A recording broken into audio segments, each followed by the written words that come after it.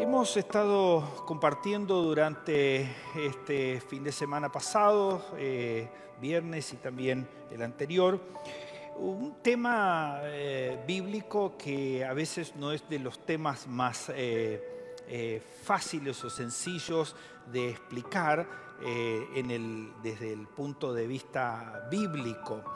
Si bien es el tema central y la enseñanza central, uno de los temas centrales que Jesús enseñó, sin embargo, a veces tiene esas vetas que son difíciles a veces de entender.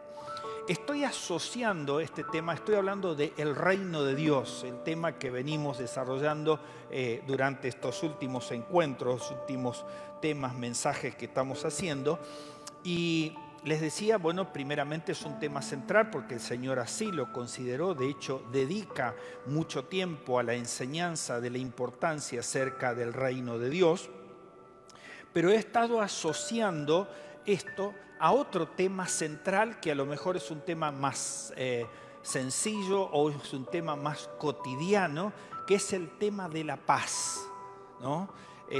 Evidentemente nuestro mundo está en crisis, como digo, en estos últimos tiempos, y bueno, la guerra que se ha suscitado, si bien hay en otros lugares focos menores de guerra, pero quizás el más grande entre Ucrania y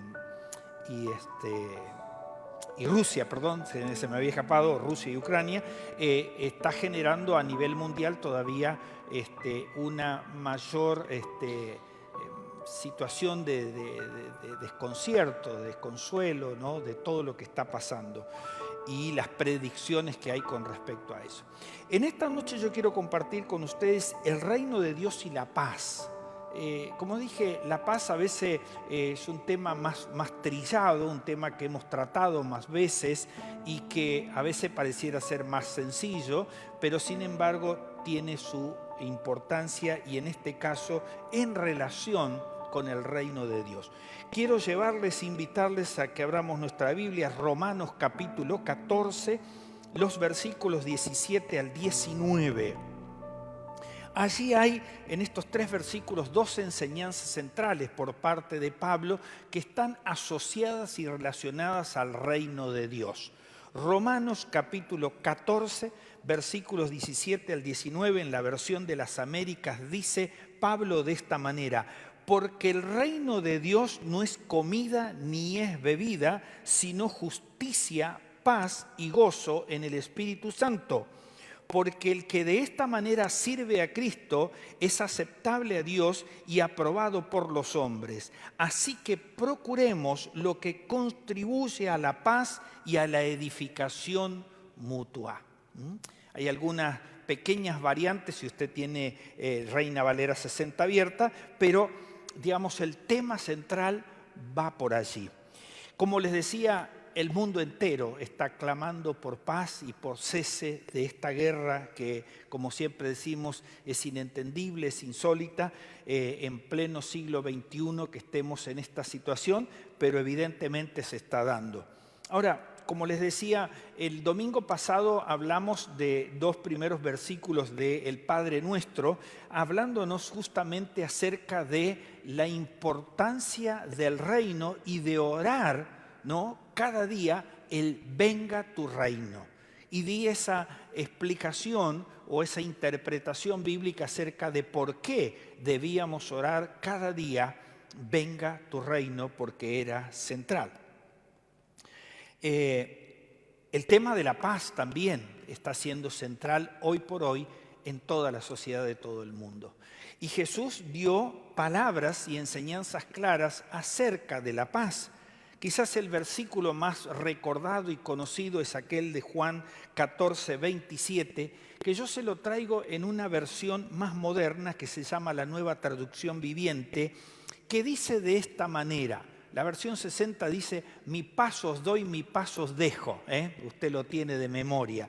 Escuche esta versión, la Nueva Traducción Viviente. Dice Jesús: les dejo un regalo.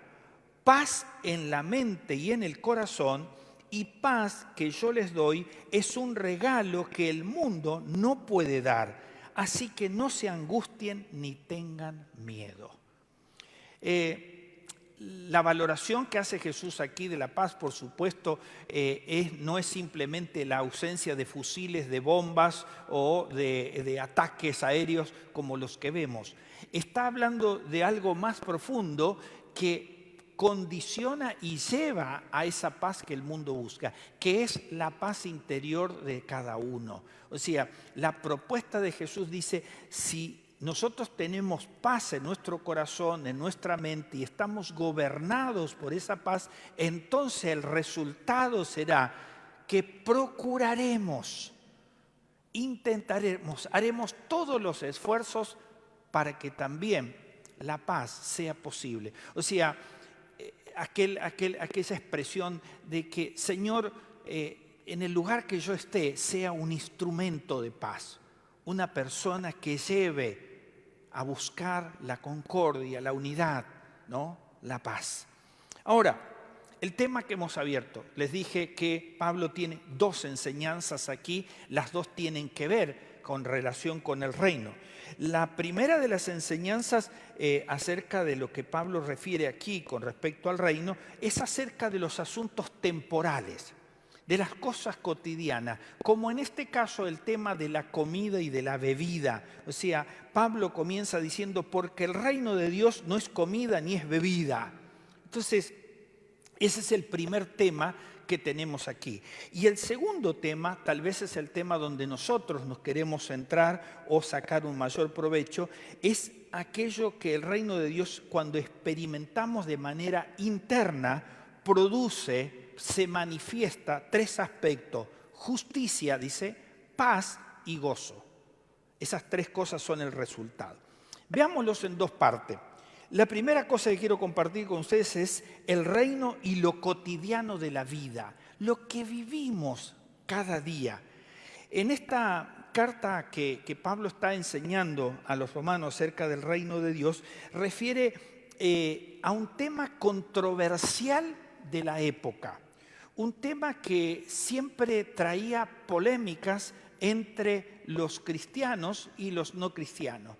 Y que era una época donde mucho de las adoración que se hacía a algún tipo de Dios era el sacrificio de animales, ¿no? Ese animal se sacrificaba y se ofrendaba a Dios ciertas partes, y ciertas partes, con tal historia, iban a parar a las carnicerías y se vendía. Entonces el problema que traía era un problema de conciencia, que era el tema de aquello que era sacrificado a los ídolos, no, los cristianos no debían comerlo. Y era la generación de una gran polémica y situación con la cual Pablo tuvo que luchar. O sea,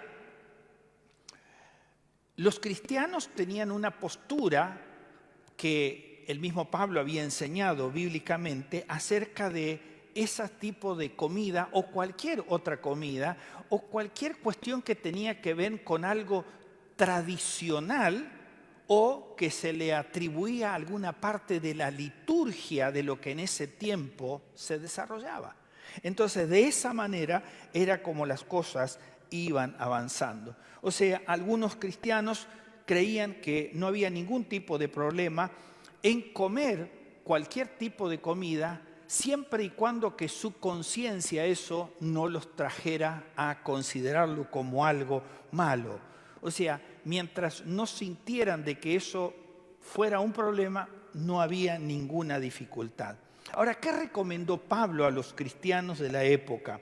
O sea, él dice, bueno, si lo que ustedes van a hacer, ya sea en comida o en alguna acción de tradición o en una acción litúrgica, va a traer una dificultad con la otra persona respecto al tal de que esa persona puede alejarse aún de la fe cristiana por tu actitud, entonces dice Pablo, no lo hagas, ¿no? Al punto tal de que Pablo enseña, así nomás, en el versículo 14 del mismo capítulo 14 que hemos abierto, y dice Pablo de esta manera: yo de mi parte estoy plenamente convencido en el Señor Jesús de que no hay nada impuro en sí mismo. Y concluye: si algo es impuro, lo es solamente para quien así lo considera. O sea, el problema estaba en aquellos que entendían que eso había sido malo y por lo tanto no debía hacerse. Ahora, dice, bueno, es una enseñanza muy distante de hace mucho tiempo. ¿Cómo yo traigo eso a la realidad? Bueno, pensemos en algunas cosas que nosotros hacemos y que pudieran causar un efecto negativo en las otras personas. O sea, pensemos en algún hábito que nosotros tenemos, ¿no? Que pueden ser hábitos comunes, triviales, o hábitos importantes que genera un efecto negativo o contrario con la otra persona. Y eso es lo que Pablo aquí está planteando y enseñando. Dice, si vos vas a hacer algo que va a afectar la relación con la otra persona y esa persona se va a ver afectada en su relación personal con Dios o con la fe, entonces dice, no lo hagas. O sea, entender que era necesario tener una actitud diferente. Al punto tal de que Pablo continúa la enseñanza y en el versículo 15 da la razón fundamental de por qué no debemos hacer aquello que cause un problema a la otra persona. Y cuando llega al versículo 15, Pablo dice, porque si por causa de la comida tu hermano se entristece, entonces ya no andas conforme al amor. O sea, no le estás tributando amor a esa persona, respeto, consideración. Y entonces Pablo concluye de esta manera, no destruyas con tu comida a aquel por quien Cristo murió. O sea, hay una responsabilidad implícita en un ciudadano del reino. ¿Qué es un ciudadano del reino? Es aquella persona, como enseñamos el domingo, que acepta la dirección, la soberanía del rey, que es Dios. Dios es el soberano, el rey, el creador, el sustentador de toda esta creación y aún de mi propia vida y de tu vida. Dice que Él, el salmista dice que Él nos conoce desde el vientre de nuestra madre, así que conocimiento hay de sobra. Por lo tanto, dice, el resultado es que nosotros debemos actuar, vivir un estilo de vida diferente que cambie el concepto hacia la otra persona. O sea, Pablo nos advierte que tengamos cuidado de no causar tropiezo a algún hermano más débil en la fe y que a causa de nuestra actitud o acción, él se perturbe al punto tal que diga, bueno, yo no quiero saber más nada de esto, ¿no? Sino tener una reacción totalmente diferente. Él enseñó que las cosas cotidianas y triviales no deben llegar a ser un punto de desacuerdo entre los hermanos. O sea, dice, no es algo tan significativo ni tan importante como para darle entidad que eso nos divida. Y eso tiene que ver con mantener la paz entre unos y otros. O sea, ahí es donde va, dice, la responsabilidad de alguien que conforma parte del reino de Dios, que son aquellos que han aceptado su soberanía, que han aceptado a Jesús como Señor y Salvador. Entonces, esas personas que somos nosotros, dice, debemos tener una actitud totalmente diferente. O sea, si alguno de nuestros hábitos temporales ofenden a otra persona o a un cristiano, es mejor dejar esos hábitos por el bienestar de la fe de la otra persona. Lo que Pablo trata anterior a esto, que el tiempo por supuesto no me da para entrar allí, que es, menciona dos tipos de personas, los débiles en la fe y los fuertes en la fe, ¿no? Y estos son los dos con los cuales él alterna esta situación de lo que estaba pasando. Y como digo, en este caso Pablo menciona comida y bebida, pero podemos mencionar cualquier situación que se nos dé en nuestra vida en la cual nosotros podemos actuar de una manera diferente. Concluyo este punto que de esta forma no estamos llevando a estas personas a que puedan alterar o aún perder su fe en Cristo. Y dice Pablo, porque en el versículo 15, por quien Cristo murió. Pero déjeme decir un detalle agregar un detalle más a esto, que es que Cristo no solo murió por esas personas, sino murió también por mí. Entonces estoy en la misma sintonía al aceptar y al respetar los derechos, la cosmovisión de la otra persona, de cómo las cosas son en la vida, ¿no? Primera enseñanza entonces es que un ciudadano del reino no debe aferrarse a las cosas temporales o a las cosas cotidianas o a las tradiciones que puedan traer un efecto contrario hacia los demás. O sea, porque estamos considerando de que somos personas que integramos el reino de Dios. El segundo tema, que es el tema más central aquí, que es el tema por el cual nosotros queremos ver, son estos 3 puntos, que es el reino, dice Pablo, es justicia, es paz y es gozo.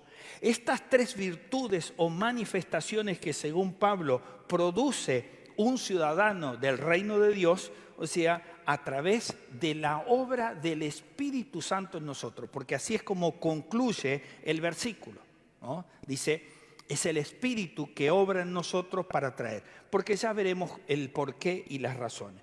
Veamos estas 3 manifestaciones. La primera, de que somos ciudadanos del reino de Dios y es eso justicia. O sea, en este caso no se refiere a la justicia para salvación, o sea, a la justificación para ser salvo, sino que se refiere a la práctica de una vida justa, ¿no? Y aquí voy entrando en un terreno delicado que ya vamos a resolverlo bíblicamente. O sea, se está refiriendo a una vida de santificación, lo que sería lo que Pablo menciona en Efesios, el andar como cristiano. Por tanto, andad como cristianos, ¿no?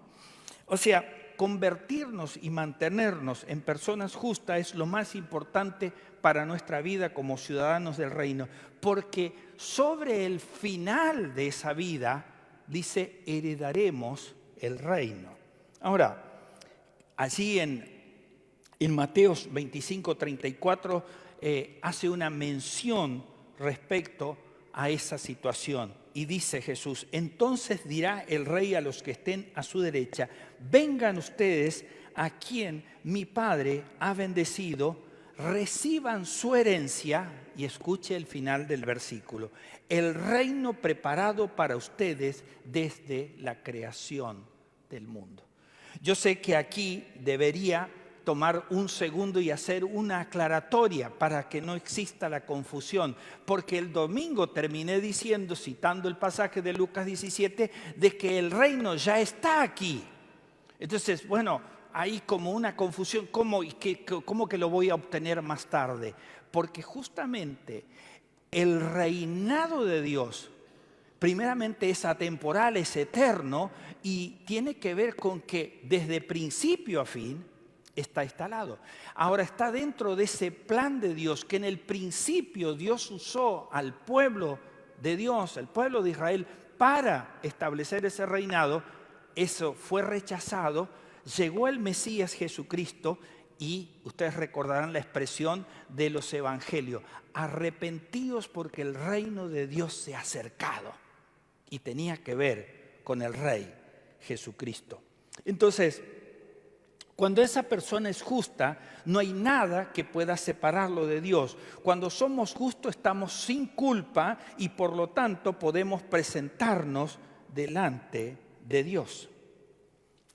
Tengo una pregunta aquí que la puse en negrita.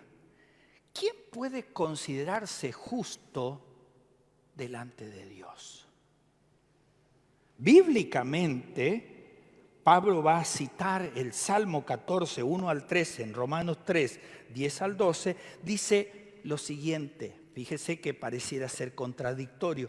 No hay justo ni uno solo, ni siquiera uno. No hay nadie que entienda, nadie que busque a Dios. Todos se han descarriado, aún se han corrompido. No hay nadie que haga lo bueno. No hay uno solo.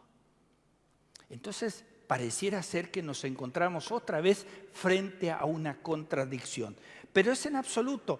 Pablo está citando el Salmo número 14, refiriéndose claramente a que la única justificación, la única manera de que nosotros podamos ser justos es a través de Dios mismo, que es el que justifica.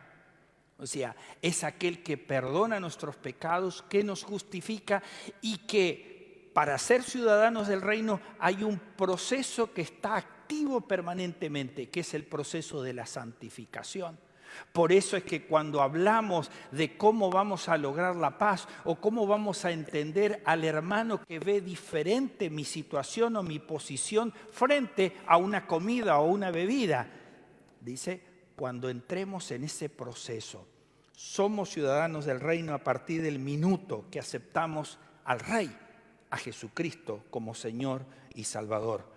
Nosotros como personas vamos a tener que tratar de ser justos, pero no por nuestra propia cuenta. Es más, si lo queremos hacer, Dios no lo considerará como importante, porque evidentemente no podremos hacer eso delante de Dios. Dice Isaías 64:6, un versículo fuerte acerca de esta situación. Todos somos gente impura, gente pecadora. Todos nuestros actos de justicia son como trapo de inmundicia.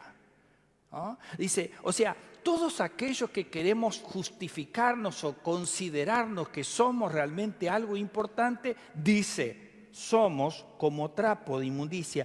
Todos nos marchitamos como hojas, nuestras maldades nos arrastran como el viento.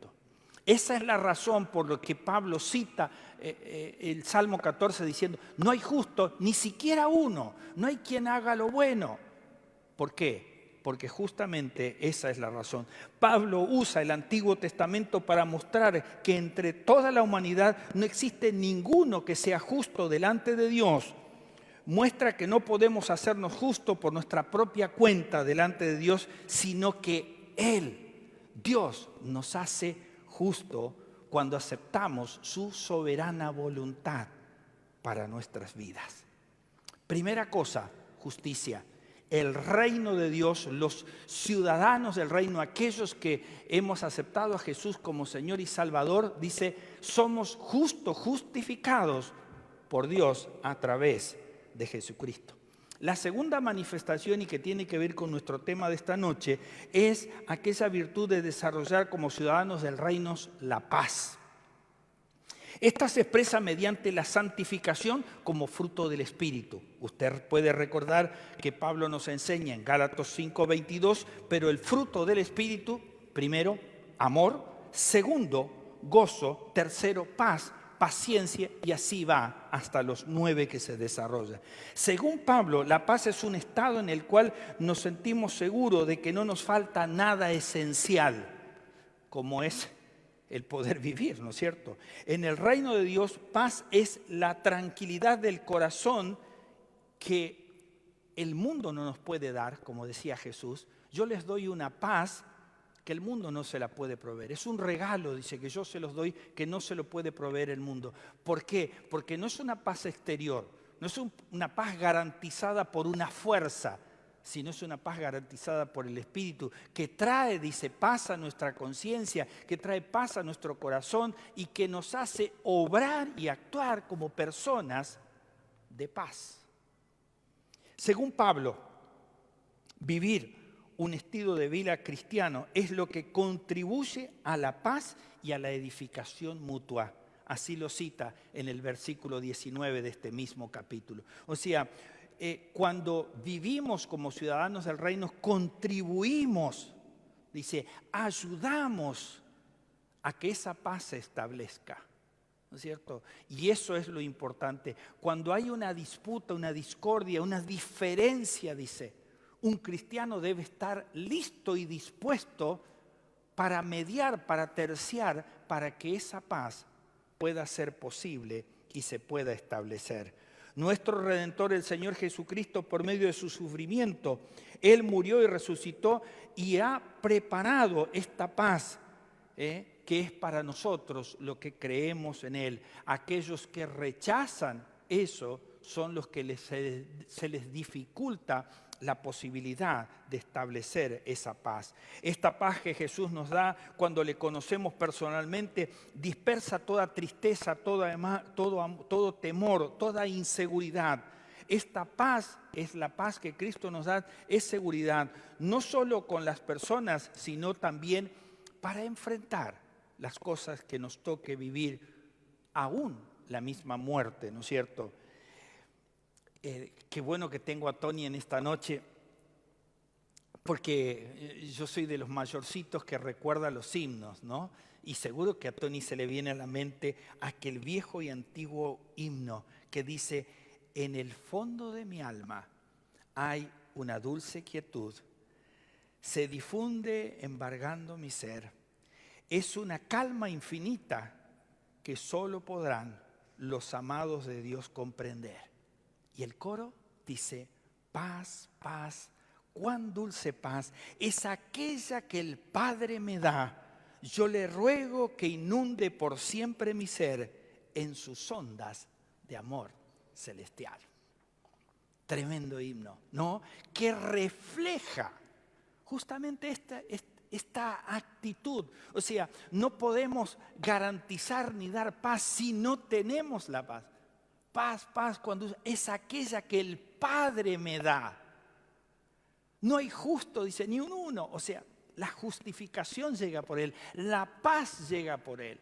O sea, un ciudadano del reino es aquel que deja que justamente Dios gobierne soberanamente su vida para obrar con justicia, aunque somos imperfectos, para trabajar y luchar por la paz, aunque no sea la más perfecta, pero Dios nos capacita para eso.